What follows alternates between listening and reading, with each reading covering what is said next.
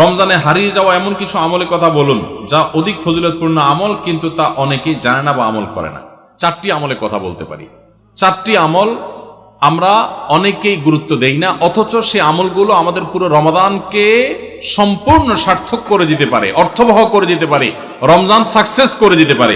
সে 4টা ভিতরে প্রথম এবং 1 নম্বর যেটা বলতে চাই তা হলো রমজান মাসে রোজা রেখে এবং রাতের বেলা পুরো রমজান জুড়ে সকল প্রকার পাপাচার, কাউকে কষ্ট দেওয়া, গালি দেওয়া, হক নষ্ট করা, সব ধরনের গুনাহ থেকে, গীবত শিকায়েত করা, চোখের গুনাহ, সোশ্যাল মিডিয়া ইত্যাদি সবগুলো থেকে বেঁচে থাকবেন।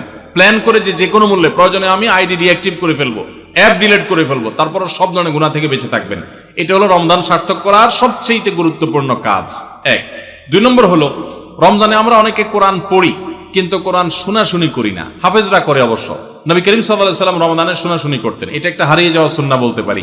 জিবরিলকে তিনি শোনাতেন, আবার জিবরিলের কাছ থেকে তিনি শুনতেন। এই জন্য আপনি কোরআন পড়বেন, আপনার স্ত্রী শুনবে, আবার স্ত্রী পড়বে, আপনি শুনবেন। স্ত্রী বলে কোনো কথা নয়, এরকম একে অন্যের সাথে কোরআন শোনাশুনি করবেন। এটা একটা হারিয়ে যাওয়া আমল।